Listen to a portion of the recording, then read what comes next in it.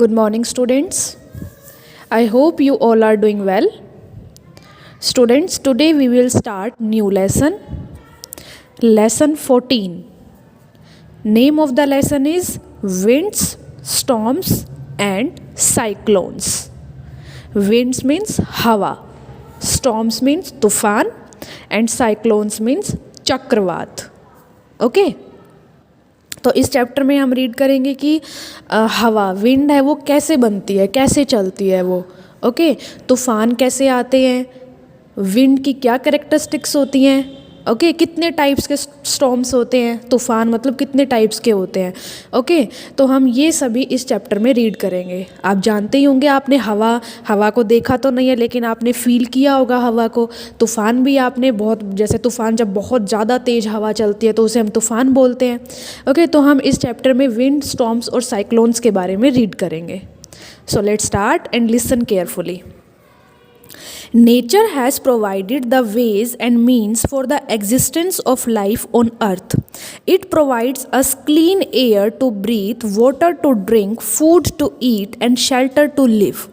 The earth is surrounded by a thick layer of air called the atmosphere, which extends up to a height of several kilometers. Moving air is called wind.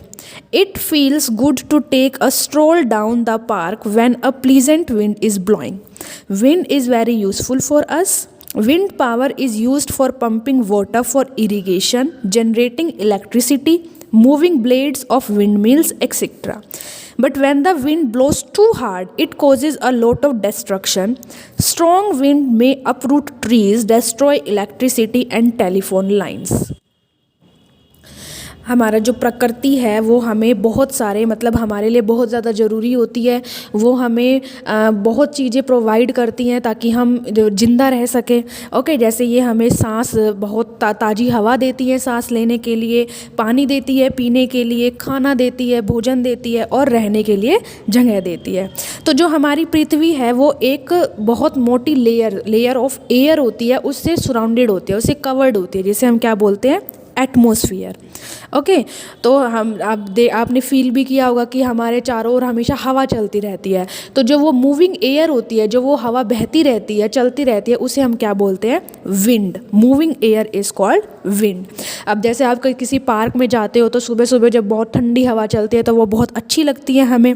और wind जो होती है वो हमारे लिए बहुत useful भी होती है. क्योंकि जो विंड पावर होती है उससे हम इरिगेशन में हेल्प करते हैं, इलेक्ट्रिसिटी जनरेट करने में भी हेल्प करती है. ओके, लेकिन कभी कभार विंड जो होती है वो बहुत तेज़ चलती है. ओके, तो वो बहुत ज़्यादा हार्मफुल भी होती है. इससे जैसे बड़े बड़े जो ट्री हैं वो उखड़ जाते हैं, इलेक्ट्रिसिटी डिस्ट्रॉय हो जाती है, जो टेलीफोन वायर्स जो लगी होती हैं वो सभी डिस्ट्रॉय हो जाती हैं. ओके, तो जो बहुत ज़्यादा जो विंड चलती है, हवा चलती है, वो भी हमारे लिए मतलब यूज़फुल नहीं होती, वो डिस्ट्रक्शन का बहुत बड़ा रीज़न होती हैं. Okay, formation of wind. हवा कैसे बनती है. Wind is the movement of air in the atmosphere. The main cause behind the formation of wind is the heat of the sun. When the sun rays fall on different parts of the earth and the heat is unevenly distributed, wind is caused. The air absorbs different amounts of heat, making it warmer in some places and cooler in other places. In other words, air expands on heating. This makes the air lighter or less dense, so it rises. The cool, heavy air rushes to take its position. This moving air is what we call wind. The heating and cooling on earth happens very regularly with the change in seasons. This sets up seasonal winds such as the monsoon winds. When the speed of the moving air is slow, it is called breeze, and if it is high, it is called storm. Wind is closely related to the pressure of the air at a place. तो movement जो wind होती है वो atmosphere में air की movement होती है. मतलब जो हवा जो हमारे एटमॉस्फेयर में मूव करती रहती है उसे हम विंड बोलते हैं. तो विंड मतलब सबसे बड़ा कारण विंड की फॉर्मेशन क्या क्या होता है कि वो हीट ऑफ द सन, मतलब जो सूरज की जो गर्मी होती है उसकी वजह से विंड बनती है. जब सूरज की किरणें डिफरेंट पार्ट्स पर गिरती हैं तो जो हीट जो होती है, मतलब सभी जगह पर हीट हो जाती है. ओके, दिन में जब सूरज की गर्मी हीट जो सूरज की जो किरणें होती है वो अलग अलग जगह पे गिरती गिरती हैं तो इससे जो अर्थ की जो टेम्परेचर है वो बहुत ज़्यादा गर्म हो जाता है, जिससे क्या बनती है, विंड बनती है। ओके, क्योंकि जो एयर जो होता है वो उसे जो हीट है उसे एब्जॉर्ब कर लेता है। ओके, तो जो कुछ स्थानों पे क्या होता है कि जो एयर उस विंड को जो एब्जॉर्ब कर लेता है तो वो बहुत ज़्यादा गर्म हो जाते हैं, और कुछ स्थान जो होते हैं वो बहुत ज़्यादा कूल हो जाते हैं। तो इसका मतलब क्या है कि एयर जो होता है वो हीटिंग में एक्सपेंड करती है। ओके, अब आप ये जो बहुत तेज़ हवा चलती है उसे हम स्टॉर्म बोलते हैं, और जो बिल्कुल धीरे धीरे हवा चलती है उसे हम ब्रीज बोलते हैं। ओके, और जो जैसे कहीं पर मौसम बहुत ज़्यादा ठंडा होता है, कहीं पर मौसम बहुत ज़्यादा गर्म होता है, तो ये किस लिए होता है, क्योंकि जो जहाँ पे जो हीट, जो सूरज की किरणें जो एब्जॉर्ब कर लेते हैं, वहाँ पर जो अर्थ का टेम्परेचर, अर्थ का जो लेयर है वो हीट को एब्जॉर्ब कर लेता है, तो वहाँ पर गर्मी होती है, और जहाँ पर नहीं कर पाता तो वहाँ ठंड होती है। तो जो मौसम में भी, सीजन्स में भी चेंज होते रहते हैं, तो वो भी मतलब इस विंड से ही होते हैं। Okay, air pressure. Have you ever notice that when you ride a bicycle against the direction of winds you have to use extra energy to ride. मतलब जब आप एक बाईसाइकिल चलाते हो और जिस डायरेक्शन में विंड चल रही है उसी डायरेक्शन में अगर आप साइकिल चलाते हो तो आपने नोटिस किया होगा कि आपको बहुत ज़्यादा एनर्जी लगानी पड़ती है। When you swim underwater, you feel that the pressure of water on your body increases as you go deeper. जब आप पानी के अंदर तैरते हो तो आपने ये फील किया होगा कि जो प्रेशर है वो आपकी बॉडी पे बहुत ज़्यादा लगता है। The pressure exerted by air is called air pressure. तो जो ये एयर जो प्रेशर एक्सर्ट करती है उसे हम एयर प्रेशर कहते हैं। The air in the atmosphere exert pressure on every object in all direction. जो ये एयर प्रेशर होता है ये सभी दिशाओं में होता है और सभी ऑब्जेक्ट पे होता है। As we have already studied in the previous section that variation in temperature causes variation in pressure which in turn causes occurrence of wind. जैसे जैसे टेम्परेचर में बदलाव आता है वैसे वैसे प्रेशर में भी बदलाव आता है और इससे विंड बनती हैं। The pressure at ground level is enormous and would crush you if the fluids inside the body exert as much pressure outward as the air pressure outside exerts on you. Air pressure pushes in all direction, up, down and sideways.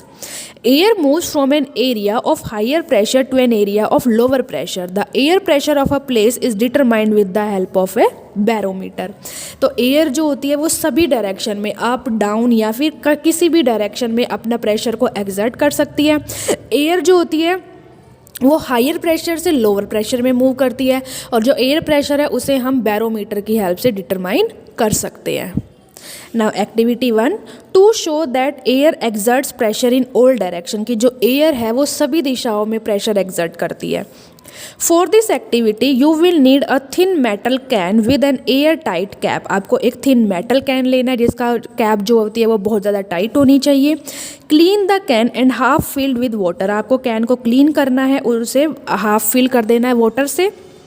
Heat the can till the water boil, और उसे heat करना है जब तक कि water उबलने नहीं लग जाता। Put the lid tightly on the can, let the water boil for a few minute. आपको उसके कैप को बहुत तेज बंद कर देना है और वाटर को बॉयल करते रहना है। Put the can in a wash basin and pour cold water over it. आपको उस कैन को एक वॉश बेसिन में रख देना है और उसमें ठंडा पानी डालना है।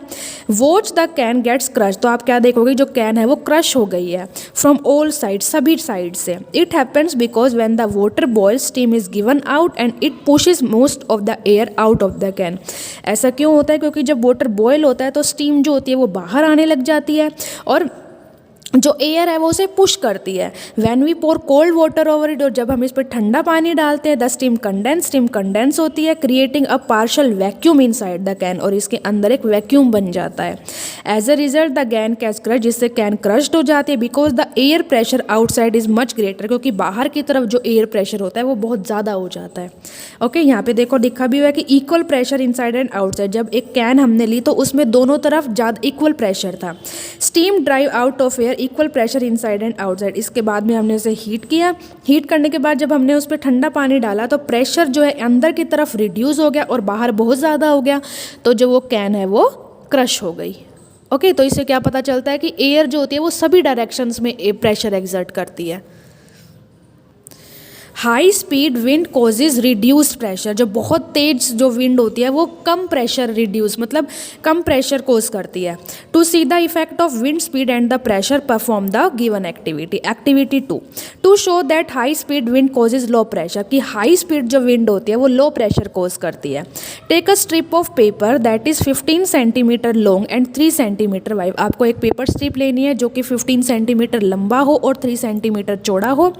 Hold it firmly with your thumb and finger, उसे आपको अपने थंब और फिंगर के बीच में पकड़ना है। Now blow hard over the paper strip, और आपको उसे मतलब बहुत तेज ब्लो करना है। The increase wind speed reduces the air pressure on the top, तो जैसे ही जो एयर प्रेशर आप उस पर लगेगा तो जो टॉप की तरफ है वो कम प्रेशर लगेगा। Since the air pressure below the paper is high it lift the paper, और जो नीचे की तरफ का पेपर है उस पर ज़्यादा प्रेशर लगेगा तो वो ब्लो करेगा। To show that high speed wind causes low pressure, take 2 balloons of the same size and fill them 1/3 with water and rest with air। आपको 2 बैलून लेने हैं और उसे आपको पानी से फिल कर देना है।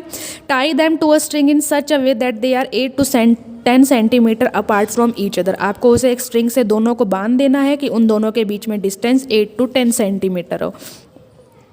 Now blow hard in the space between the 2 balloon, उनके बीच में आपको ब्लो करना है मतलब हवा ब्लो करनी है। You will notice that the balloon come closer to each other, तो इससे क्या पता चलता है कि जो बैलून्स हैं आप देखोगे कि बैलून्स एक दूसरे के पास आने लग जाते हैं।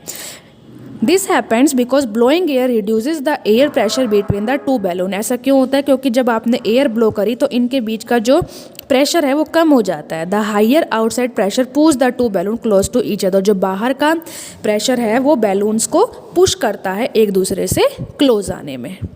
Okay, so students you have to read this chapter from your book. Rest of the chapter we will read tomorrow. Thank you.